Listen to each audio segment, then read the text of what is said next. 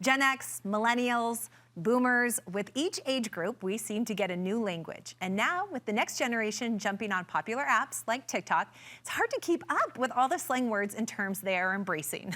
So, in today's Tech Check, Deseret News columnist Amy Iverson brings us the language of Gen Alpha.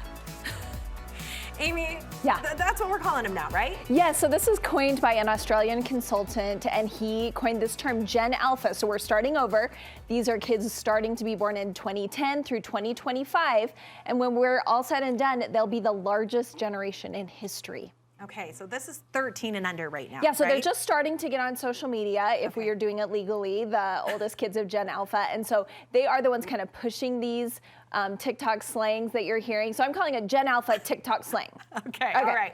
This is gonna be fun because I know you did a little quiz with Brooke on Gen Z. Now this is my turn. Yes. And my kids, I've got a Gen Z and a Gen Alpha. Okay. And so I'm curious to see where I land on this quiz. I'm going to quiz you on some of these, see if you have any idea. And you are on TikTok, so you might know some of them. I will see. Okay.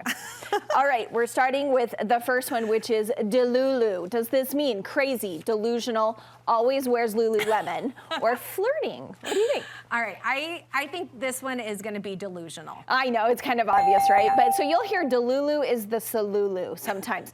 So this stemmed from K-pop. They're crazy fans when they thought, I'm gonna marry him. I mean, I thought this with Michael Jackson, right? Right. So it's like delusional, but also maybe you're gonna manifest it. And psychologists have actually said, it's not bad to have that like delusional aspiration that you think you can make something happen. All right, what's the next one? Next is Heather.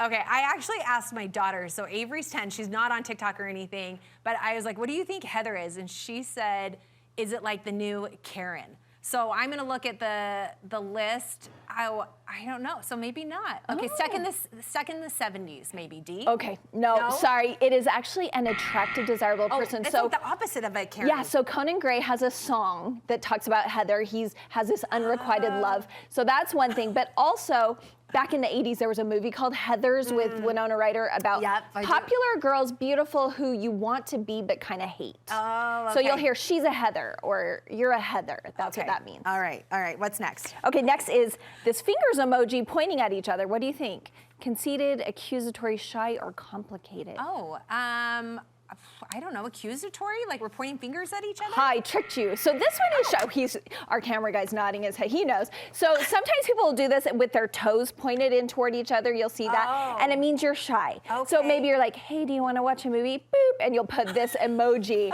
just means you're a little shy. Okay, this one I was not sure, pushing P. Pushing P, it's big in the rap world. Okay. Does that help you? Envious? No, it actually means something good. Oh, okay, good. So, I like that. Gunna, one of the rappers who has this song named this, said, actually, it's, if you're a stand-up guy or you're doing something good, it's a good thing. You're pushing P. So I'm going to say, like, pushing positive. You're, like, pushing the positive. That. I do, Okay. too. I like Sigma. a good one. Sigma. What's the sigma? A frat boy? I don't know. Yes, I tricked you again. I know Courtney. I know how to trick her. Oh my gosh. So actually, I'm going to tweak this just a little bit.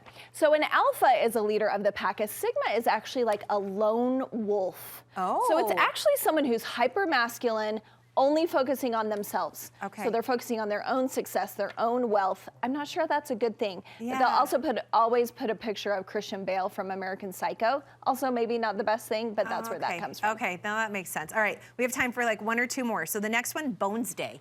You hadn't heard this? I've not heard this one. Bones Day? Hungry?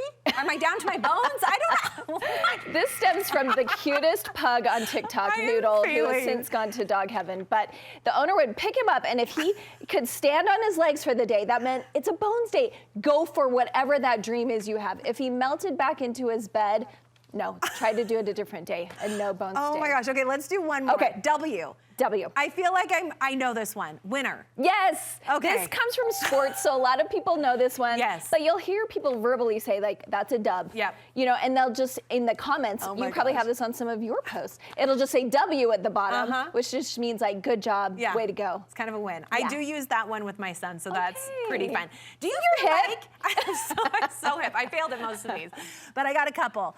Do you feel like this is something us as parents and grandparents, adults should be including in our everyday language or just be aware of? Absolutely not, because the kids, if you start using any of these terms, have one word for it, which is cringe. Oh, They don't want to hear you saying it, but I think it's good for parents to know, so you know, is this something that's appropriate for my kid to be searching the hashtag, looking at it, or completely not? All right, Amy, where can we find more from you? So I have this and a few more on Deseret.com/Amy. Thank you. Thanks, Always learning Courtney. something new.